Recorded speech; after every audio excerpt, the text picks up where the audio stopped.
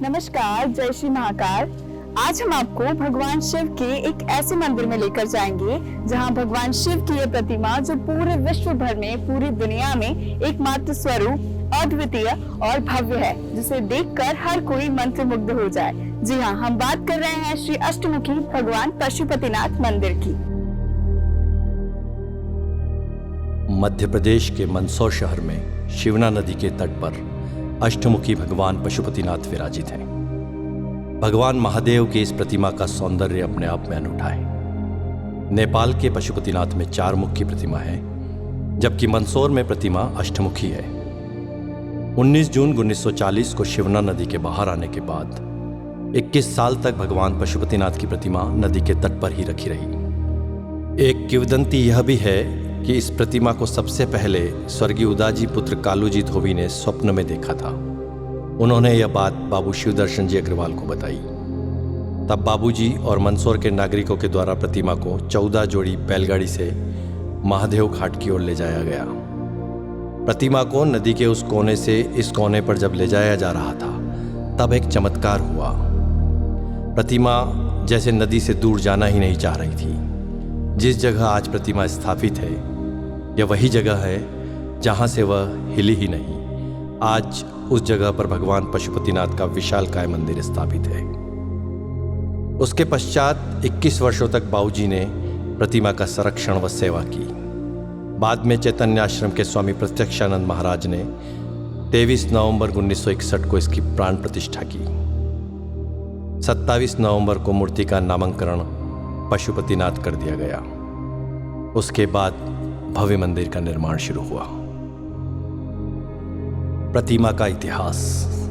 माना जाता है कि प्रतिमा का निर्माण विक्रम संवत 575 ईस्वी में सम्राट यशोधर्मन की हुणों पर विजय के आसपास का है। संभवतः मूर्ति भंजकों से रक्षा के लिए इसे शिवना नदी में दबा दिया गया था। अनुमान के अनुसार अज्ञात कलाकार ने प्रतिमा के ऊपर के 4 मुख पूरी तरह बना दिए थे, जबकि नीचे के 4 मुख निर्माणाधीन थे। ऐसी है यह प्रतिमा।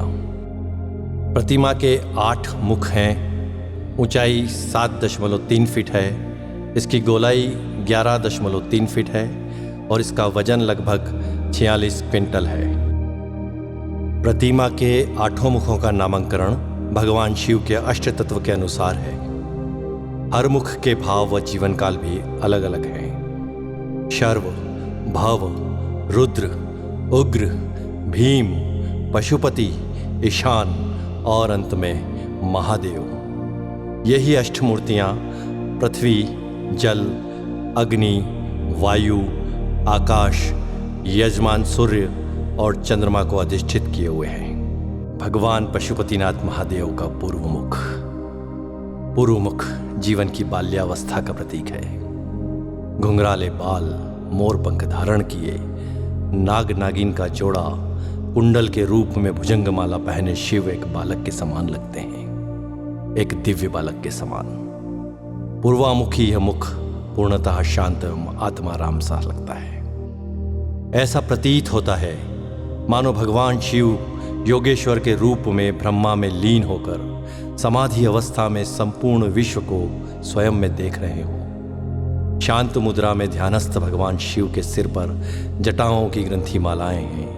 गले की माला में जहाँ पुष्प है, वहीं 2 सर्पों की माला भी इस कलात्मक ढंग से सुशोभित है। ये दोनों कर्णाभूषण के रूप में कानों में लटकते हुए कुंडलों में से निकलकर अपने फनों को ऊपर उठाए हुए हैं। इस प्रकार ये दोनों कण समाधि अवस्था में लीन साधक की निश्चलता, दृढ़ता और तत्परता के हेतु 2 सजग प्रहरी के रूप में प्रतीत होते हैं। बड़ा अद्भुत है यह रूप भगवान पशुपतिनाथ का।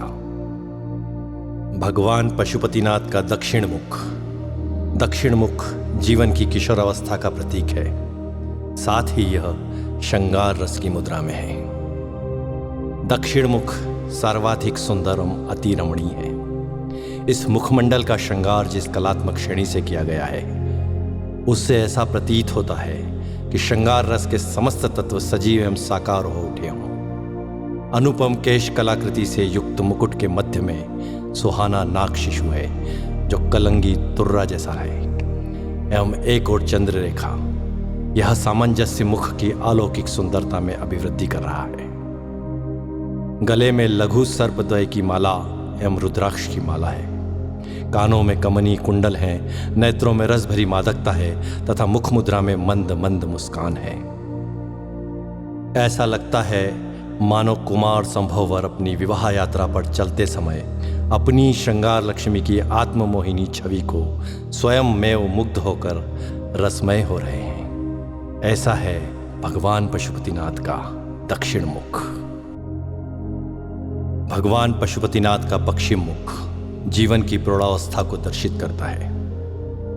यह मुख महादेव जी का रौद्र रूप भी है। अधरोष्टम नेत्र खुले हैं, मुख वक्र है, पोहें चढ़ी हैं, जटाजूट का अभाव है। सर्पों के साथ केश ग्रंथित हैं। गले में कनेर व आंकड़े के पुष्प की माला है। तप में बाधा डालने वाले कामदेव पर महादेव को इतना क्रोध है कि उनको यहां देख पाना भी कठिन है। तृतीय नेत्र खुला है जिसमें से आंख की लपटें निकल रही हैं। अंगारे के समान धधकते तृतीय नेत्र का तप मुखमंडल पर छाया हुआ है। द्विसर्प के मध्य ओम अंकित है जो भगवान शिव का शिवत्व सूचक है। रौद्र, भयानक एवं वीर, इन तीनों रसों की व्यंजना इस प्रलयकारी रूप से स्पष्ट है। ऐसा है भगवान रुद्र का यह रौद्र रूप। भगवान पशुपतिनाथ का उत्तर मुख जीवन की वृद्धावस्था का प्रतीक है। साथ ही यह हास्य और आनंद की मुद्रा में भी है। कपोल फूल है, जटाजूट प्रसाधन दर्शनीय है। गले में छोटे व बड़े मणियों की माला है। विशाल जटाजूट स्वतः ही श्रृंगार रूप में है। कर्ण कुंडल में सर्प झूल रहे हैं, अटखेलियां कर रहे हैं। मुख का वर्णन भी हास्य के अनुरूप ही है। हास्य मुद्रावश तृतीय नेत्र का आकार संकुचित है जो इस शोभा में वृद्धि कर रहा है। यहाँ उज्ज्वल धारियों ने शिवगंगा की धारा से श्रृंगारित किया हुआ है। ऐसा है भगवान महादेव का उत्तर मुख।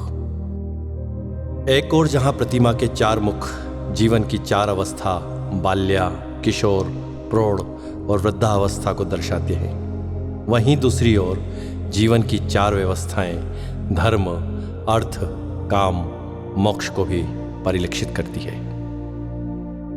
प्रतिमा के नीचे के चार मुख जल प्रवाह से शरीत हो गए हैं, अतः वास्तविक रूप से विवेचन अब संभव नहीं है।